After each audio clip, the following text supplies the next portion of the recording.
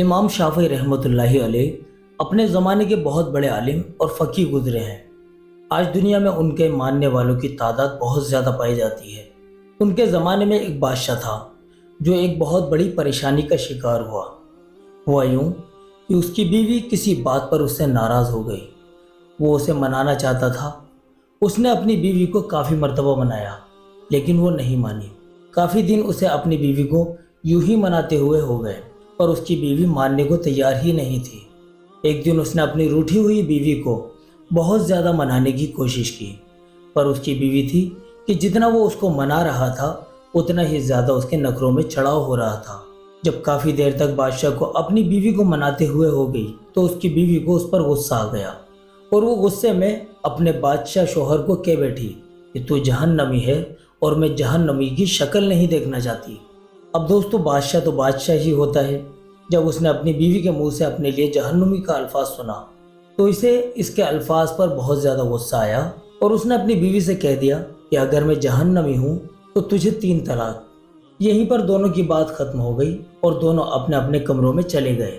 بعد میں جب دونوں کا یعنی شوہر اور بیوی کا غصہ ٹھنڈا ہو گیا تو بادشاہ بھی سوچنے لگا کہ پورے ملک میں ایسی خوبصورت لڑکی تو اور کوئی نہیں ہے، میں کبھی اس کو اپنے سے جدا نہیں کر سکتا۔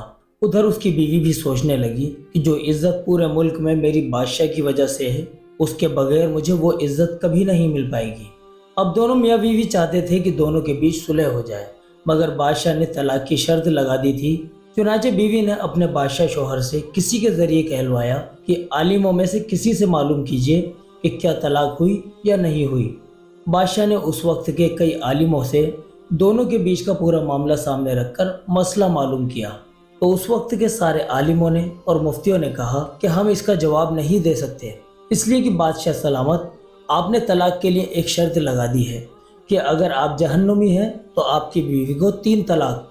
اب آپ ہمیں یہ بتائیے کہ یہ فیصلہ کون کرے گا کہ آپ جہنمی ہیں یا نہیں؟ بادشاہ کا یہ مسئلہ تماشا بن گیا۔ جس سے بھی اس کے بارے میں معلوم کیا جاتا وہ یہی کہہ دیتا کہ میں اس کا جواب نہیں دے سکتا۔ معاملہ خود بادشاہ سے جڑا ہوا تھا تو پورے ملک میں ہر جگہ عجیب و غریب کیفیت ہو گئی۔ کسی شخص نے امام شافعی رحمۃ اللہ علیہ کو اس مسئلے کے بارے میں بتایا تو حضرت جی کہنے لگے کہ میں اس کا جواب دے سکتا ہوں۔ چنانچہ کسی نے امام شافعی رحمۃ اللہ علیہ کے بارے میں بادشاہ کو خبر دی کہ فلاں بزرگ ہیں، وہ آپ کے اس مسئلے کا حل نکال سکتے ہیں۔ بادشاہ بیچارہ بہت زیادہ پریشان تھا۔ اس نے اس مسئلے کو معلوم کرنے کے لیے امام شافعی رحمۃ اللہ علیہ کو اپنے محل میں دعوت دی۔ جب امام شافعی بادشاہ کے دربار پہنچے تو بادشاہ نے ان سے کہا کہ میں بہت مصیبت میں ہوں، مجھے اس مصیبت سے نکالیے۔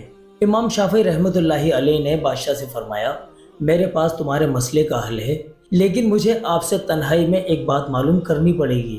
بادشاہ نے اپنے محل میں ایسی جگہ کا انتظام کیا جہاں صرف بادشاہ اور امام شافعی تھے، تیسرا اور کوئی شخص نہیں تھا۔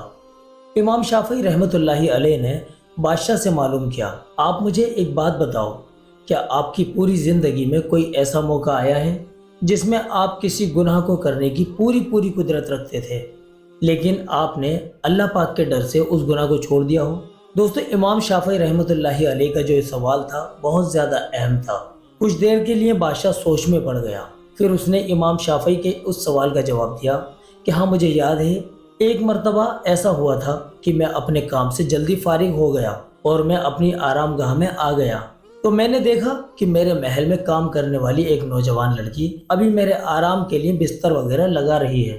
میں کمرے میں آ گیا، جب میری اس لڑکی کے چہرے پر نظر پڑی تو وہ مجھے بہت زیادہ خوبصورت لگی۔ میری نیت بدل گئی، میں نے کمرے کا دروازہ بند کیا اور کنڈی لگا لی۔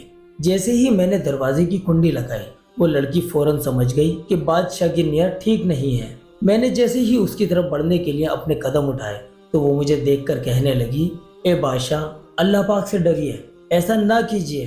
بادشاہ نے بتایا وہ لڑکی اتنی نیک اور تقوی والی یعنی اللہ پاک سے ڈرنے والی تھی کہ اس نے ایسے انداز میں مجھ سے کہا بادشاہ سلامت، اللہ پاک سے ڈریے کہ فوراً اللہ تعالیٰ کی ہیبت میرے دل پر طاری ہو گئی اور میرے رونگٹے کھڑے ہو گئے اور میں نے دروازہ کھول دیا اور اس سے بولا کہ جاؤ، چلی جاؤ، میں تمہارا راستہ نہیں روک رہا۔ اگر میں دروازہ نہیں کھولتا تو میں اس کے ساتھ اپنی خواہش کو پورا کر سکتا تھا۔ میں تو بادشاہ ہوں، مجھ سے اس کے بارے میں کون پوچھ سکتا تھا؟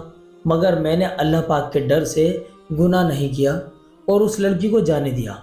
जब बादशाह ने अपना ये वाक़या इमाम शाफ़ी रहमतुल्लाहि अलैह को सुनाया तो इमाम शाफ़ी ने बादशाह से फरमाया कि मैं आपको फतवा लिख कर देता हूँ कि आपकी बीवी को तलाक नहीं हुई, इसलिए कि कुरान करीम में अल्लाह पाक ने 30वें पारे की सूरह नाज़ियात की आयत नंबर 40 और 41 में फरमाया, जिसका तर्जुमा यह है, जो शख्स अपने रब के सामने खड़े होने से डर गया और उसने अपने आप को ख्वाहिशात में पड़ने से बचा लिया तो उसका ठिकाना जन्नत है। और आपको उस गुनाह को करने की पूरी कुदरत थी, लेकिन फिर भी आप उस गुनाह को करने से अल्लाह पाक के डर से रुक गए तो आप जन्नती हुए।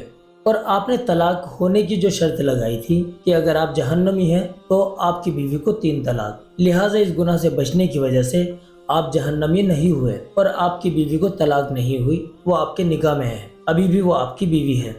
प्यारे भाइयों, प्यारी बहनों, इस वाक्य से हमें ये सबक मिलता है कि हम शादीशुदा मर्द हजरात अपनी बीवी से कोई भी ऐसी बात न करें जिससे वो हमसे रूठ जाए। इसी तरह हमारी प्यारी बहनों को भी ये सबक मिलता है कि अगर शौहर से कोई गलती या कोई नाराज करने वाली बात हो जाए, फिर शौहर अगर आपको मना ले तो आप मान जाएं।